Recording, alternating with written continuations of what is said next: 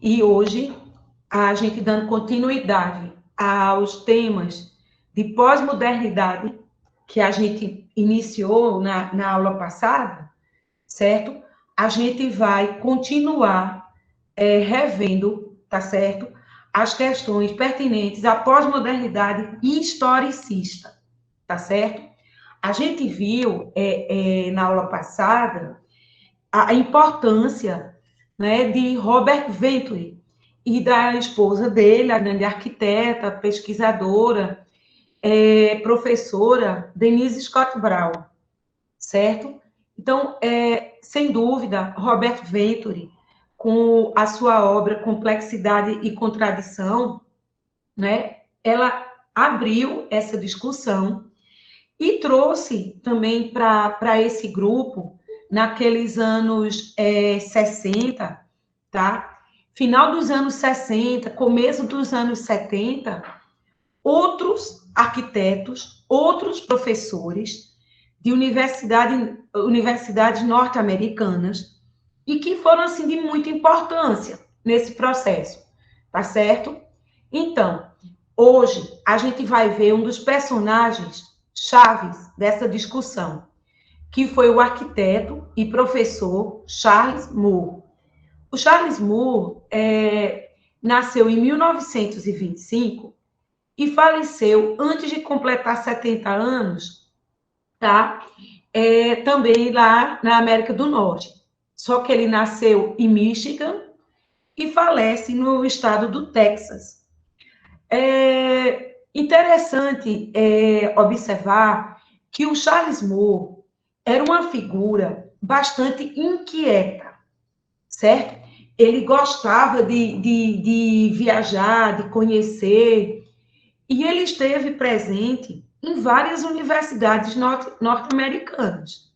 Ele começou estudando arquitetura na Universidade de Michigan, tá certo? Onde ele se graduou em 1947.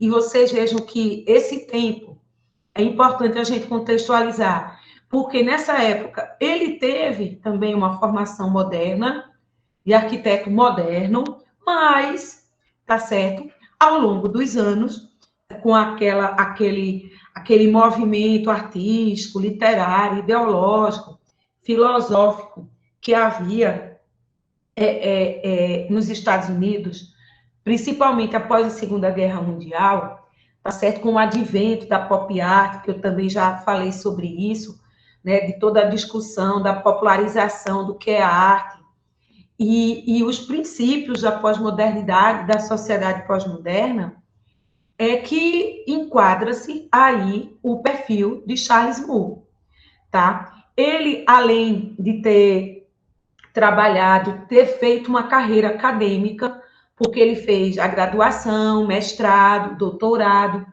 tá? E nessa trajetória acadêmica, ele foi conhecendo o Robert Venturi, que também era professor, a Denise Scott Brown, que também era professora, diretora, né, da escola.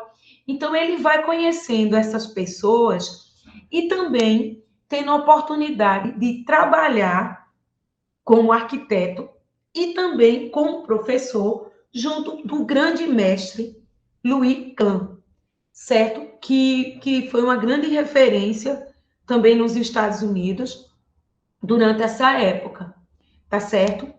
E o Charles Moore trabalha com Louis Kahn, tá certo? Até depois do seu doutorado, tipo um estágio pós-doutoral, a gente pode dizer assim. E essa preocupação de Moore com dois pontos que eu chamo a atenção. Lendo sobre ele, revisando a atuação de Moore, a gente foca em duas questões. Primeiro, a preocupação de Charles Moore com o lugar, né? Então, a relação arquitetura e lugar, certo? E outra preocupação, eu não vou dizer preocupação, eu diria a inovação de Moore, a contribuição foi do que a gente conceitua como arquitetura comunicativa, arquitetura de comunicação, tá? Que é trazer a simbologia gráfica de ícones, letras, números para as fachadas, e para o interior também, como a gente vai ver, certo? A figura do Charles Moore, eu acho que a gente pode fixar na nossa memória como esses dois caminhos. A arquitetura comunicativa, tá certo? Como definiu o José Montanet, professor da EXAB, autor de vários livros, da modernidade superada, depois a arquitetura do século XX. Ele tem vários livros que tratam sobre a arquitetura contemporânea, e o Montanet classifica o Charles Moore, né, nessa categoria de arquitetura comunicativa. E também o segundo ponto, que é essa relação com o lugar, e por isso que eu separei para a gente duas obras muito importantes desse arquiteto, que eu vou mostrar daqui a pouco, certo? Olha, é importante a gente ver, e a gente não pode deixar de lembrar, e assim, e eu digo isso para vocês e estou dizendo para mim mesma, certo? Porque ao mesmo tempo que a gente ensina, que a gente passa conhecimento, a gente tem a obrigação de ler, de estudar. Então, isso é muito bom, porque eu vou revisando um pouco tudo isso. E mesmo eu sendo, como eu sempre digo, uma arquiteta, pesquisadora, professora, com doutorado na linha da forma moderna, e eu admito que as minhas leituras, os meus estudos são muito focados sobre a modernidade, eu me sinto até assim na obrigação de também fazer esse exercício e também passar para vocês a necessidade de a gente conhecer as obras dos arquitetos e professores pós-modernos, como a obra do Venturi, que eu citei na aula passada, e como a obra de Charles Moore, que são várias. Ele escreveu vários livros, certo? Foi autor de vários livros, vários artigos, tratando sobre essa questão da fenomenologia, que é uma linha teórica contemporânea, né? Essa discussão do lugar na arquitetura e também da comunicação arquitetônica. Essas obras estão listadas aqui e alguns títulos que ele escreveu, porque ele também, né, tinha esse dom da escrita, de passar através de textos, Água e Arquitetura, A Cidade Observada, onde ele faz um estudo do caos que era Los Angeles, certo? E aí aqui eu faço até um apostozinho, eu estou assistindo um documentário sobre o Hotel Cecil, em Los Angeles, que está na Netflix, que é uma crítica, né, a um hotel de 700 apartamentos, e falando do bairro, do lugar onde ele está inserido na cidade de Los Angeles, e trazendo a discussão para a contemporaneidade. E o documentário, eu até indico para que vocês assistam, porque é uma aula de arquitetura e urbanismo, e de crítica a essa massificação habitacional, né, principalmente em relação a um hotel que virou, no seu uso misto em Los Angeles, tá? Também área residencial. O hotel com 700 quartos, imaginem. No centro de Los Angeles, na parte, digamos, histórica, num quarteirão que é muito problemático, um bairro o mais problemático considerado dos Estados Unidos, certo? Onde violência, crack, prostituição, drogas, tudo rola lá. É considerado um dos mais pobres do mundo, dentro da potência norte-americana. E vejam que esses autores, a gente viu que Venturi escreveu aquele livro, Aprendendo em Las Vegas, vocês lembram que eu citei, que é uma crítica também ao urbanismo contemporâneo. E o outro, esse, A Cidade Observada. Então, assim, Los Angeles, um guia para arquitetura e paisagens.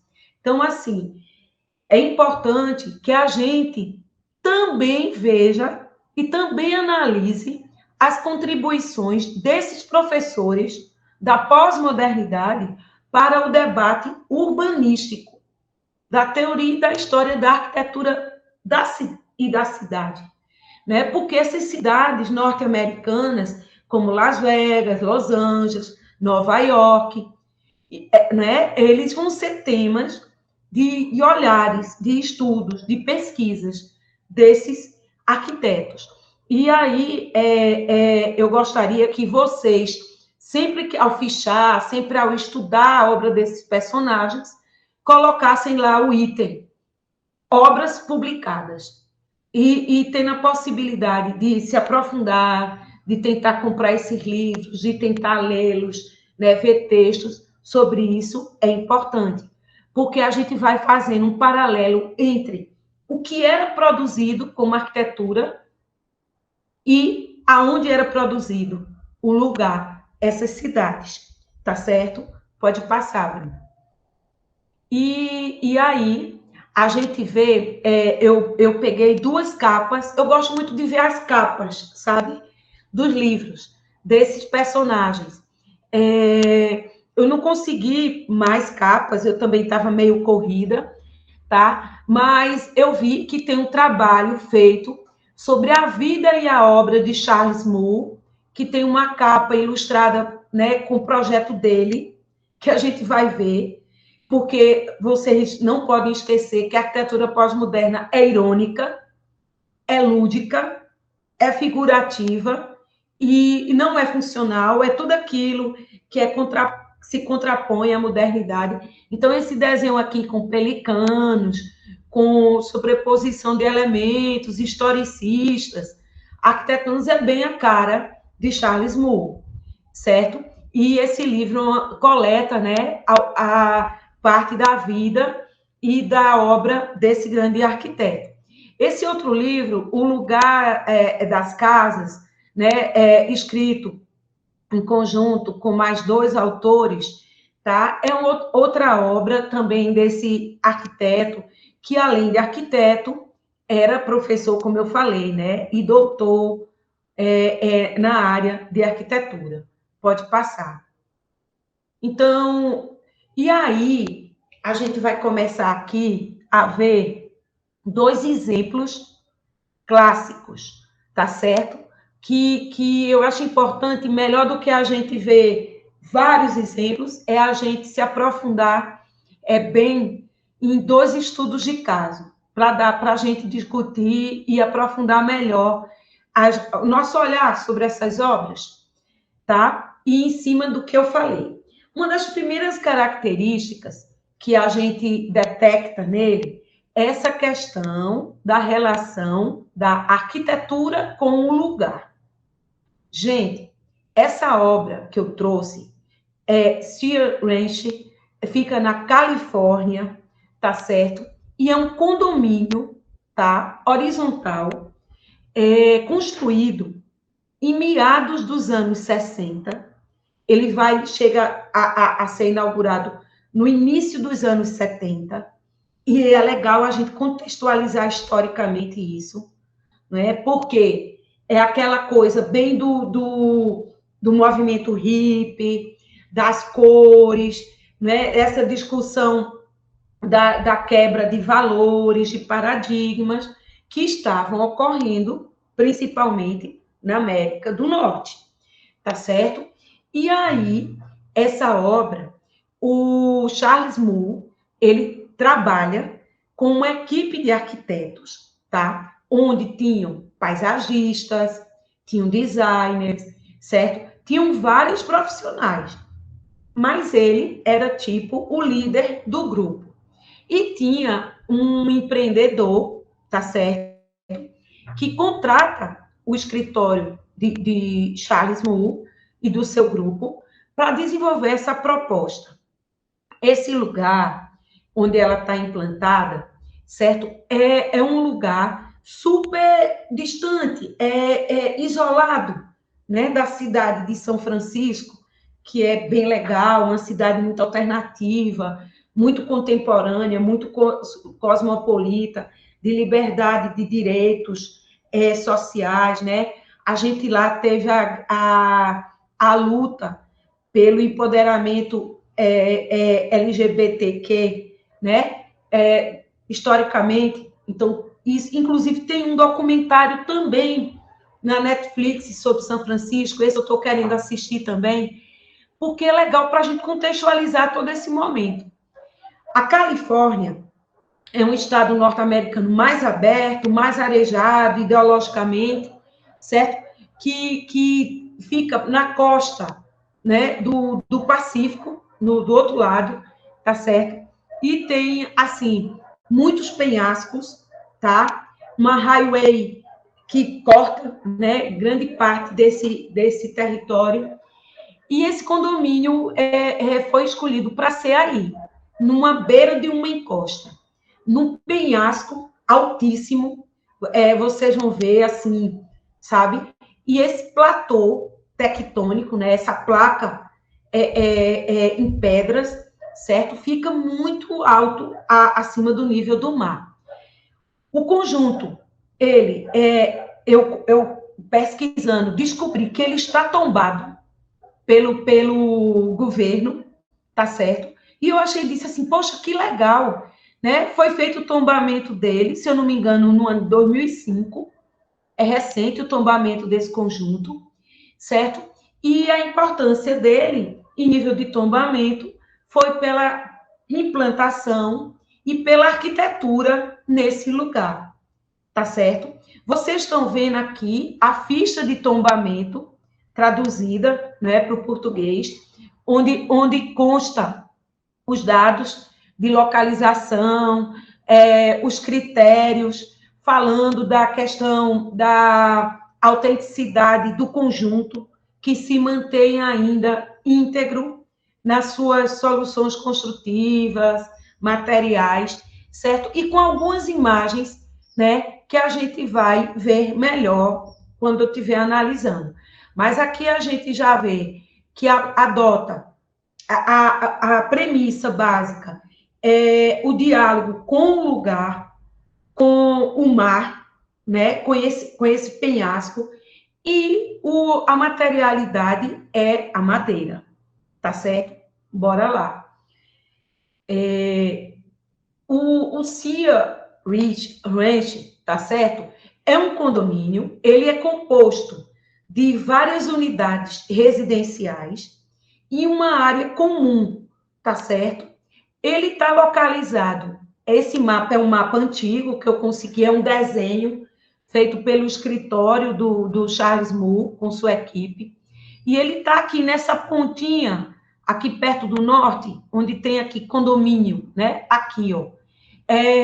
Tipo uma ponta, né? Um istmo, tá? Onde é banhado pelo mar, aqui, pelo Oceano Pacífico, tá certo? E vocês vejam que aqui tem uma highway, ó, que corta, né? E o condomínio, ele é privado, tá? Você não tem acesso liberado. Eu fiquei assim, ó, meu Deus, eu queria muito conhecer, né? Mas o acesso dele é privado, certo? E disse no texto que dá para ver alguma coisa do condomínio, assim, da estrada, né? Mas o miolo dele tá todo mais para encosta, certo? Ele, como eu disse, está na costa norte da Califórnia. E esse condomínio, ele abrange 16 quilômetros de extensão. Ele foi comprado por um criador de cabras que tinha na região, um fazendeiro, que pretendeu fazer um empreendimento, né, nessa área, que é uma área de pasto, uma área muito gramada nessa altitude, né, elevada em relação ao mar. E ele, através de um empreendedor havaiano, do Havaí, tá? Ele faz uma parceria para empreender esse condomínio, tá certo? E convida, né, essa equipe, onde Charles Moore fazia parte, com vários outros profissionais importantes, tá certo? para projetar aí essa arquitetura. Agora, pode passar. Gente, esse lugar, ele tinha uma característica. Os ventos fortíssimos. Vocês sabem que o Oceano Pacífico é um oceano que tem placas, eu estou falando agora do termo tectônica do ponto de vista geológico, tem placas tectônicas, né, que geram um movimento meteorológico de ventanias, furacões, tufões, maremotos, é bem complicado. E essa encosta toda, ela é muito sujeita a ventos de alta velocidade. Então, aqui, o grande desafio dos arquitetos foi projetar uma arquitetura em um lugar onde o vento era tão forte, certo?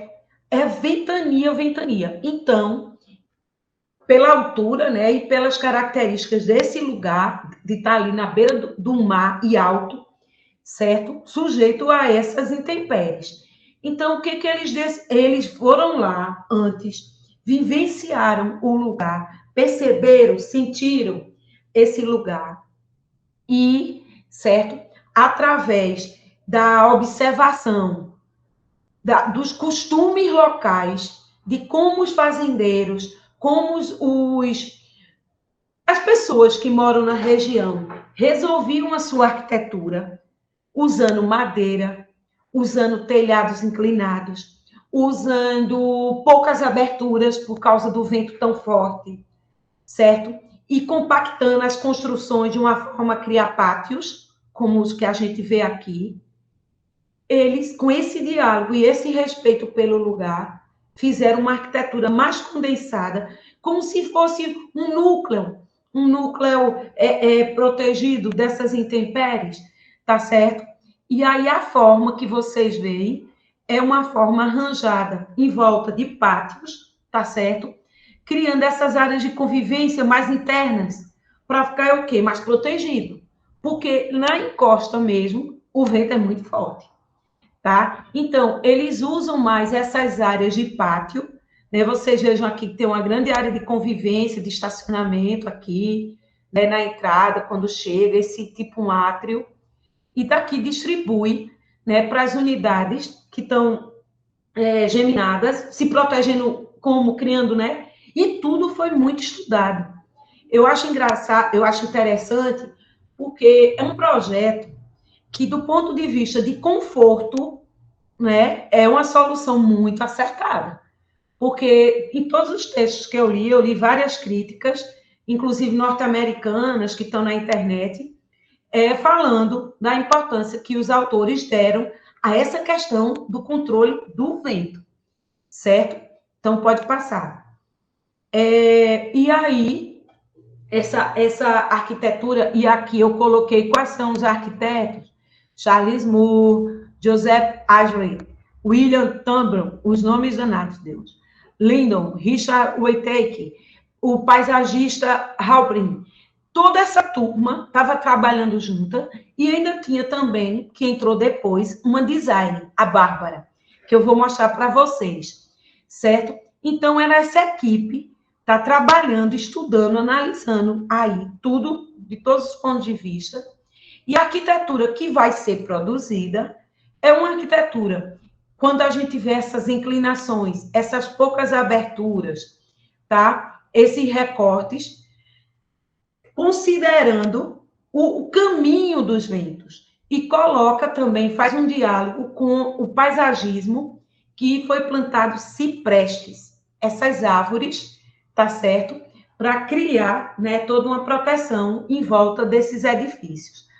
A materialidade a gente vai ver, pode passar, tá? E aqui um zoom na planta baixa para vocês entenderem melhor, né, o acesso que se dá por esse grande pátio, e daqui se distribui para as unidades através das varandas, dos caminhos, né, tendo essa praça interna. E vejam que a topografia escolhida foi o lugar mais menos problemático em termos de curvas de nível, mas o seu entorno, né, é bem acidentado, tá certo? E aí, o programa foi distribuído, e esse programa a gente vai ver já já, numa perspectiva interna, não é funcionalista, não é um programa funcionalista, tá certo? Mas é um programa que demonstrou buscas no sentido de resolver os problemas climáticos. Espacialmente, algumas coisas são meio questionáveis, como eu vou mostrar para vocês. Mas a coisa do quebra-cabeça, do encaixe das peças, de brincar com a volumetria, que vinha do Robert Venturi com a casa Vanna, que a gente estudou a Vanna House, certo? Então, aqui a gente vê que é como pegar uma peça em geometria descritiva, que é quando a gente estuda, que vai recortando e criando um jogo de cheios e vazios. E isso, né, considerando esses aspectos que eu falei, climáticos, geográficos, de uma forma geral. Pode passar, porque é a topografia também. E aí, quando a gente vê a planta baixa, eu tive o cuidado de analisar essas plantas baixas, certo? São plantas aqui de uma unidade habitacional do condomínio. A planta baixa do térreo, que está embaixo, e a planta do pavimento superior, que é essa de cima. Vejam, eu tenho acesso à casa por baixo, tenho essas colunas distribuídas para a estrutura. Essa colunata aqui, que a Bruna está marcando, é uma colunata para sustentar esse mezanino aqui, ó, da caixa central, que está na perspectiva, que o arquiteto fez aí, os arquitetos fizeram aí, o quarto do casal. Só que eu achei, em termos funcionais, meio louco, sabe? Porque a privacidade do casal é zero. Porque, tipo assim, eles fizeram uma caixinha, tá? E deixaram ela totalmente aberta para a área de estar, para tudo que é área, como vocês estão vendo aqui, e totalmente vazada. Então, a privacidade de quem está dormindo aí é zero. Porque ruídos, visualizações, tudo. Então, não tem a privacidade que na arquitetura moderna se tinha na área íntima, né? Que estava bem setorizada.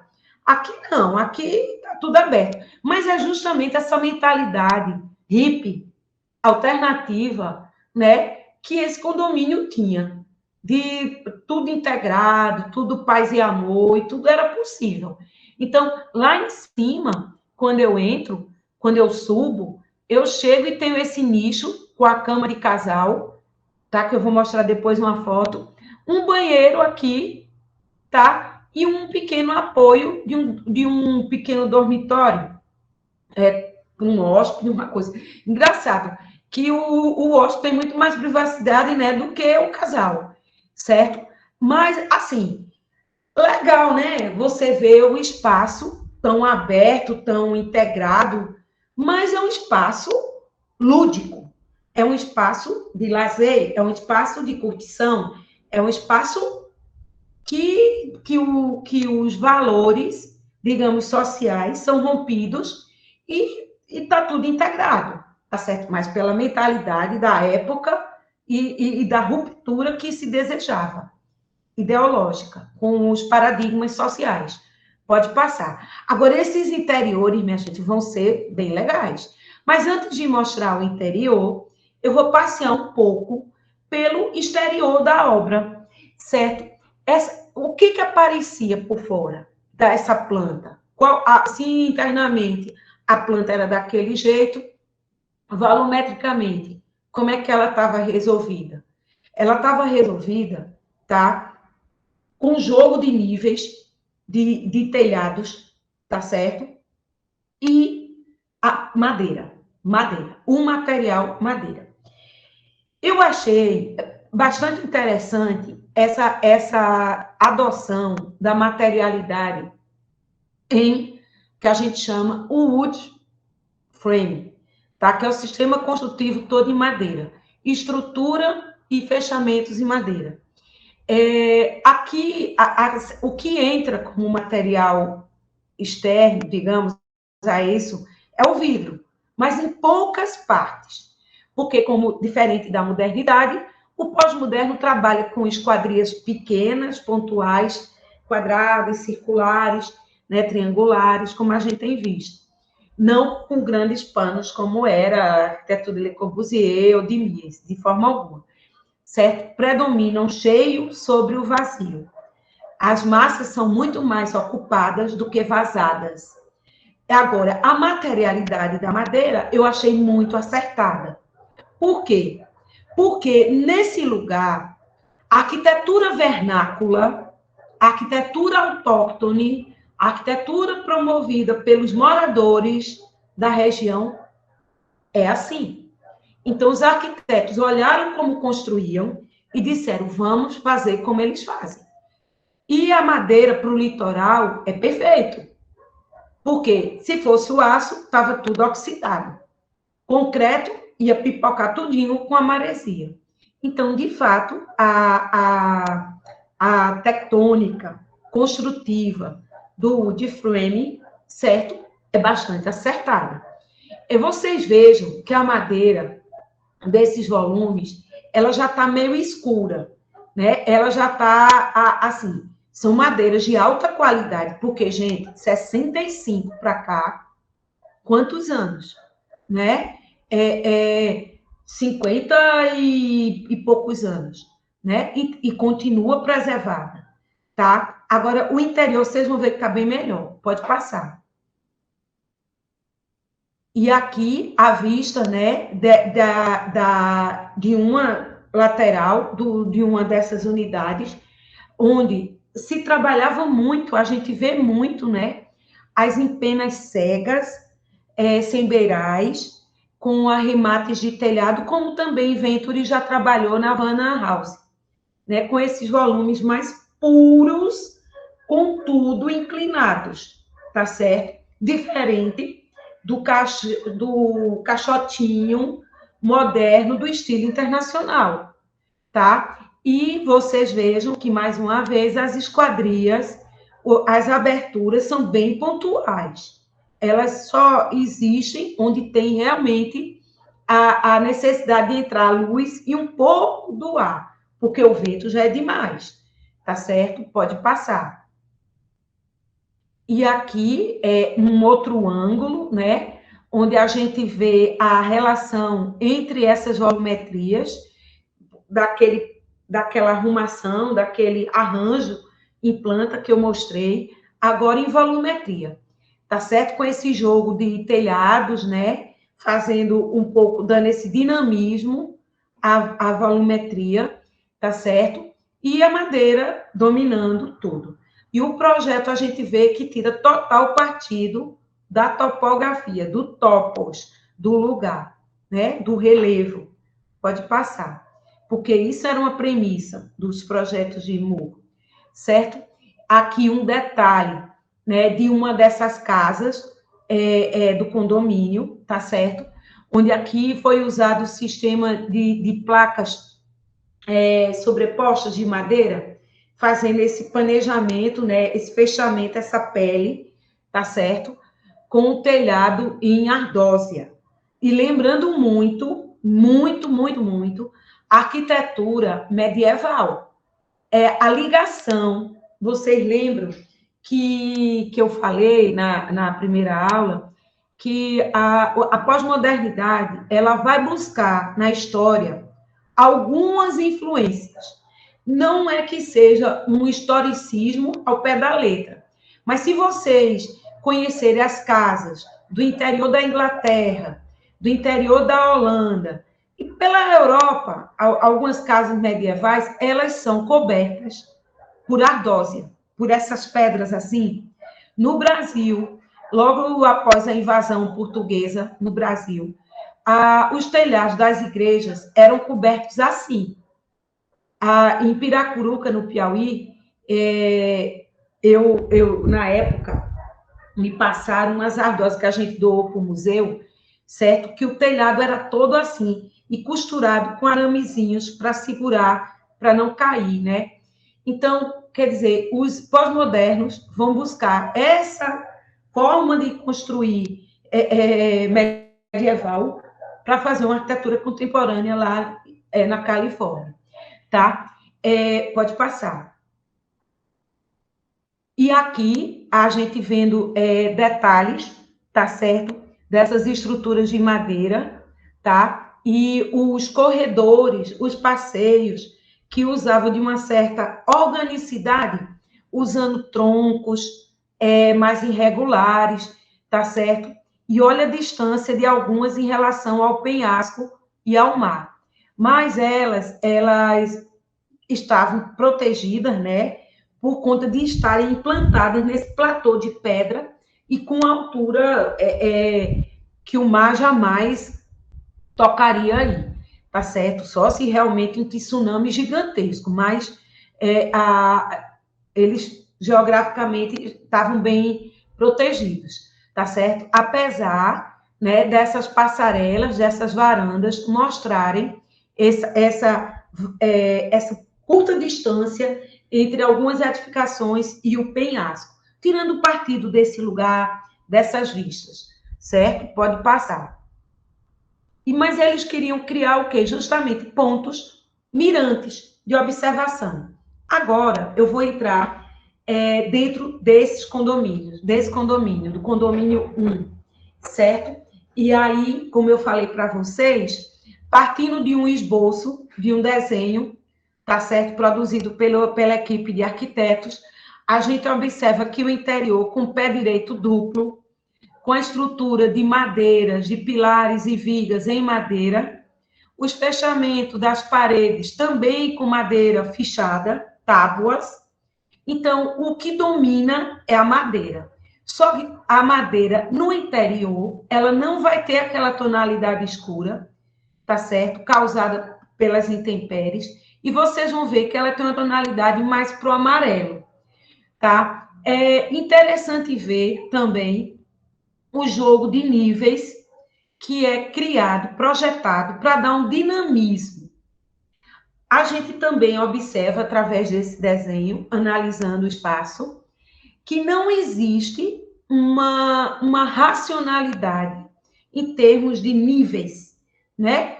A criação de diferentes alturas que são acessadas por escadas, tá certo? Dão, né, essa organicidade, esse dinamismo ao espaço interno. Pode passar. Agora, o interior, ao chegar, olha que bonito, né? A madeira, como eu falei, ela internamente, como ela está protegida dessas intempéries, ela tem um tom mais amarelado, lembrando um pouco a cor do cedro, do nosso cedro, aqui brasileiro, né? Para a gente perceber. E eu achei interessante porque o mobiliário, né? Tira partido de troncos cerrados, tá certo? E no ambiente de estar no ambiente social, a gente observa uma transparência, uma permeabilidade visual, dialogando com esse lugar, proporcionando um espaço assim tão rico como esse, não é? Pode passar. E aí, aqui vem a novidade, tá certo? Mas eles não queriam ficar tão clássicos como estava o Estado. Queriam romper, tá certo? E no ambiente dos quartos, em alguns outros ambientes, eles começam a trabalhar com o conceito de arquitetura comunicativa, tá certo? Nos interiores. E usar o que a gente chama na teoria da arquitetura supergrafismos. Esse supergrafismo é o quê? É trazer essa simbologia, essas cores, como mostra essa imagem, tá certo? Para os espaços.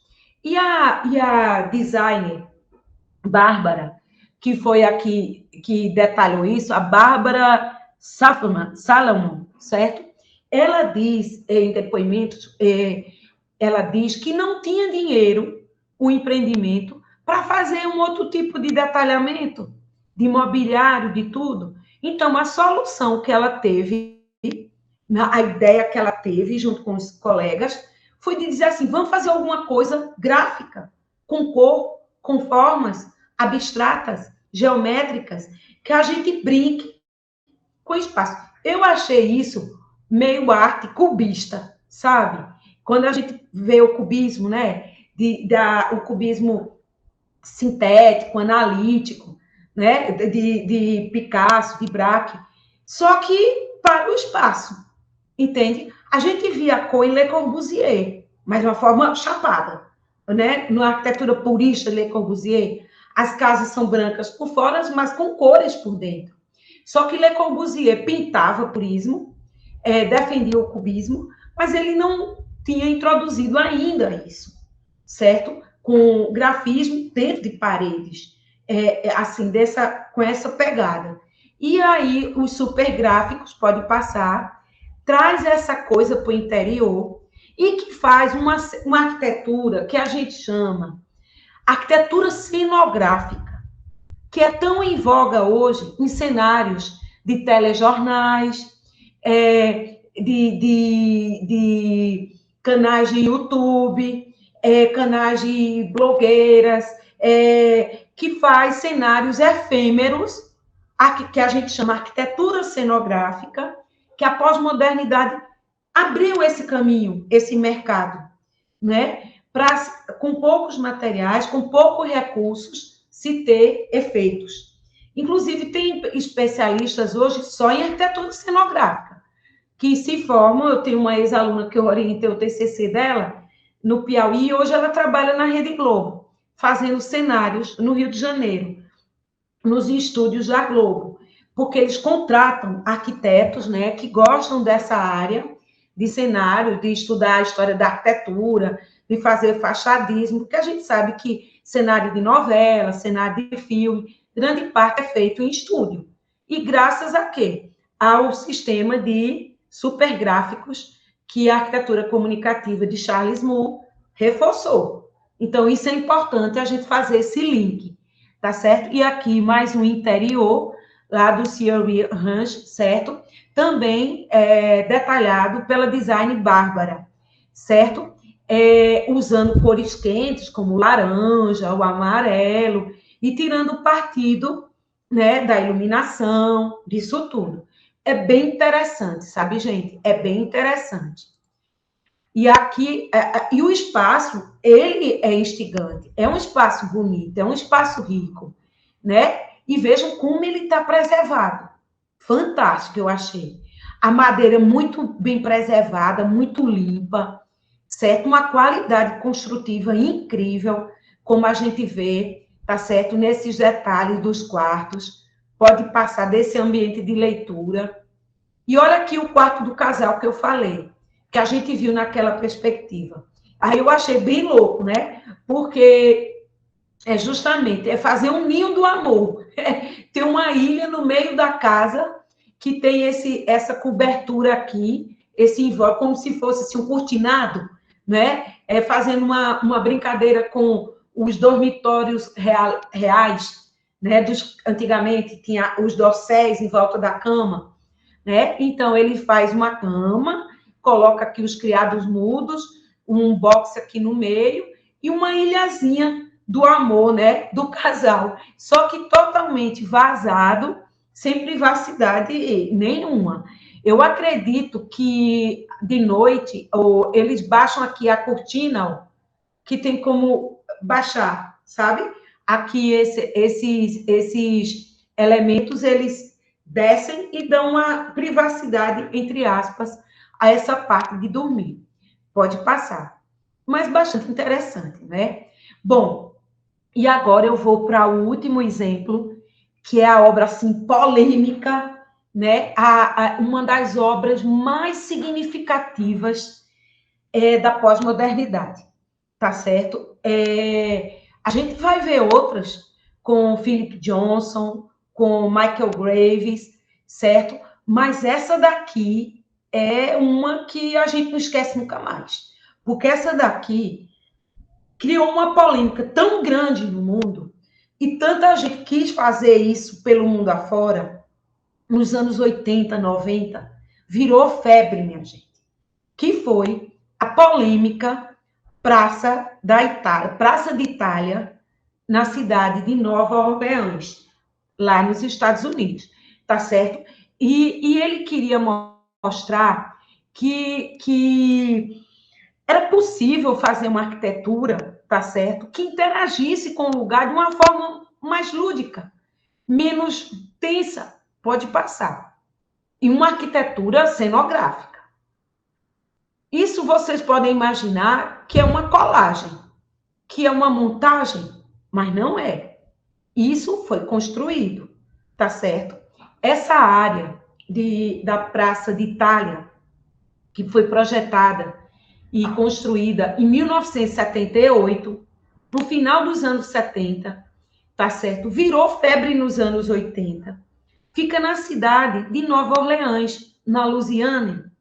E Nova Orleans é uma cidade conhecida pelo jazz, pelo blues, a cidade cultural norte-americana que teve aquele furacão, vocês lembram, né? Katrina, um tempo atrás, que inundou a cidade toda, tal. Nova Orleans tem uma comunidade italiana forte e a prefeitura queria homenagear essa comunidade italiana, tá certo? E convida, faz um concurso numa área que estava degradada e quem ganha é um escritório de arquitetos, tá certo? Pode passar aí.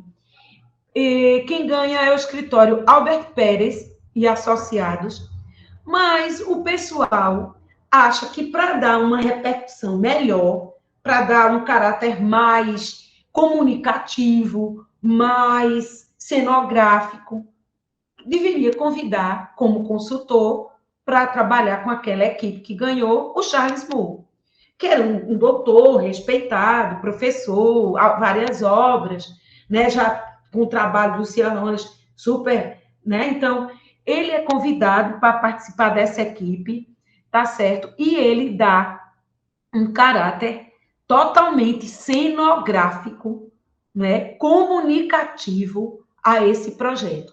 E ele vai buscar referências históricas na cultura italiana.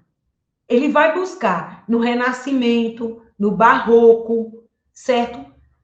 Italiano, né? Essas fontes. Aí, qual é a grande polêmica? Porque ele traz o arco, ele traz colunas greco-romanas, toscanas, dóricas, jônicas, certo? E faz uma releitura desses elementos, misturando tudo. Pá, pá, pá. Certo? Claro que os modernos, né, os funcionalistas, os racionalistas, disseram, gente, pelo amor de Deus, o que é isso? Mas a população amou, certo? Pode passar. E aí, o resultado são espaços altamente ecléticos, no sentido do ecletismo, de mistura de estilos, fazendo uma colagem arquitetônica com frontões, cornijas, ordens, todos os elementos da arquitetura clássica, neoclássica, renascentista, historicista. É como no século XX, no final do século XX, tá? Pegasse todos aqueles elementos e jogasse junto. Só que embaralhando cores. Laranja, amarelos, ocres, marrons, com azuis, cores fortes, muito fortes, tá certo? Para o quê? Para criar um impacto visual naquela paisagem que até então estava adormecida. E ele faz essa brincadeira com essas cores, com essas formas, pode passar. E o resultado, depois eu vou até corrigir esse slide, porque o texto, a imagem era para ser menor, depois eu mando para vocês, é uma visão geral, né, da praça e o entorno. Olhem só que é o quê? É uma arquitetura cenário. Ela não tem espaços. Elas são elementos fachadistas. Se cria aqui um anfiteatro grego, se cria aqui uma colunata, frontões de igrejas imaginárias, uma torre com relógio. Quer dizer, é uma montagem de elementos históricos distintos num espaço urbano. Isso foi a revolução, minha gente. Foi a revolução, certo? E a consequência disso é que várias cidades vários prefeitos, várias autoridades. Ai, que legal, olha como isso ficou. E começa a proliferar isso pelo mundo. Como eu falei, no exterior, em muitas cidades europeias, a gente vai ver isso, muitas, em Lisboa, na Espanha, o Ricardo Bofill na Espanha, na França, no interior, em algumas cidades da França, no Brasil, em Minas Gerais, que a gente vai ver a Lumaia com a equipe, Silvio Podestá, Jodi Vasconcelos, vão fazer isso loucamente. Dizer assim, que legal, que ruptura, bora. Só que cansa com o tempo. Em Teresina, no Piauí, tem uma obra que é o retrato desse momento, que chama o Shopping Riverside, lá em Teresina, no bairro do Ininga, ali do Jockey, né? Então, que é um conjunto todo com essas cores e foi construído nessa pegada. Porque durante essa época, Miami, ali a Flórida, uau! E começou a fazer um monte de shopping assim, e começou a virar, né, febre. E o mundo começou a copiar. Então, nos anos 80 e 90, só era o que dava. Pós-moderno, historicista, by Charles Moore, by Praça de Itália. Era o que pegava, tá certo? Pode passar. E aí, aqui algumas imagens mostrando recortes, né, dessa montagem. E ele, claro, porque Roma é cheia de fontanas, né, de fontes. Fontana de Trevi, Fontana disso. E tem lá a Praça de Espanha também. Roma é uma cidade cheia de pracinhas e cheia de fontes. Então, ele junta tudo isso numa só, né, com esses espelhos d'água, essas cascatas, e também tem um jogo de iluminação nessa praça que cria também todo esse uau no cenário cubano. Pode passar. E aqui vocês estão vendo detalhes, os materiais, gente, eram os mais misturados possíveis, certo? Vocês podem ver aqui colunatas, colunas jônicas misturadas com coríntias, o granito preto, branco, a pedra portuguesa. Quer dizer, a mistura total, não tinha nada limpo. Era aquele pensamento do Venturi, mesmo dizia que menos é mais, e o Venturi dizia que menos era chato.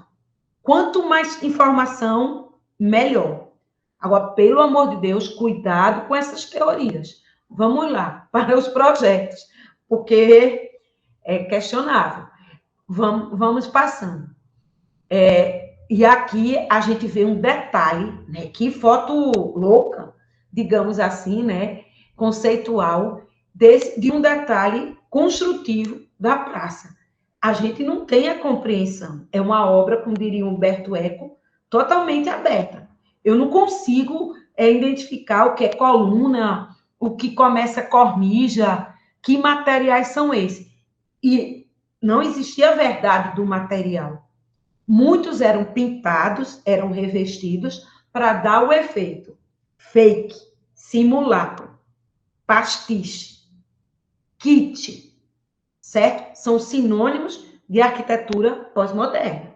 Pode passar. E aí, para a gente ir fechando, tá certo? O Charles Moore, ele sem dúvida teve essa contribuição de romper, de trazer conceitos. Eu acho que a obra do Cian Rush é um clássico. E como trabalhar arquitetura em lugar, eu acho fantástico. Também acho bastante interessante as soluções internas, com os supergráficos, com a equipe, buscando alternativas para criar um espaço mais lúdico, contextualizando com a cultura, o de estoque, né, dos anos 60, hippie, da liberdade de expressão, da necessidade de liberdade, tudo mais. E também essa questão da comunicação que Moore, né, em arquitetura comunicativa, com esses super gráficos, traz até para a vida dele. Essa imagem aqui é Moore no quintal da casa dele, certo? Ele sentado aqui, conversando com um colega, e ele traz essa coisa do neon, né, da luz, para esses espaços internos. A gente tem visto muito isso, essa arquitetura comunicativa pode passar, como eu falei aqui para vocês, né? Presentes. Essa arquitetura, a gente pode dizer assim, eu faço muito uma reflexão, sabe? Por conta da minha, como eu digo sempre, da minha formação como doutora em modernidade. E é um dilema que eu tenho, assim, no meu interior. Porque eu trabalhei também no pós-moderno, como arquiteta, nos anos 80 e 90. Eu fiz pós-moderno. Eu tinha uma base da minha escola do Recife, moderna, né? E quando fui para o mercado, estava isso. Não tinha como eu fugir, porque era isso que estava acontecendo. Eu fiz projetos assim. Eu fiz hotéis, fiz padarias, fiz escolas, muitos em Teresina, muitos, certo? E assim, engraçado que depois que eu fui fazer meu doutorado, em 2002, lá em Barcelona, e que eu fui para a forma moderna, e quando eu comecei a rever minha arquitetura e o que eu tinha feito, eu dizia, nossa senhora, como é que eu fiz isso? Entende? E muita coisa. Mas aí eu fico tentando observar que essa arquitetura, ao mesmo tempo que ela é questionável, mas eu acho também que ela foi necessária, sabe? Haver isso, essa reflexão, essa quebra. Porque se fosse sempre tudo igual, qual era a graça que ia ter? Não é? Eu acho que essas rupturas, às vezes, elas são necessárias para a gente ver o que tem validade, o que é bom e o que não é. Tem coisa que é legal, entende? Agora, eu sei que também, por um lado, a gente vive num país que não dá para brincar de fazer arquitetura. Eu acho que nossa realidade é muito dura, sabe? A gente vive num Brasil com problemas sociais, políticos sérios, econômicos graves, né? Com falta de moradia, falta de tanta coisa de educação, saúde. E de repente a gente ficar brincando com a arquitetura, eu acho meio irresponsável hoje, do ponto de vista ético.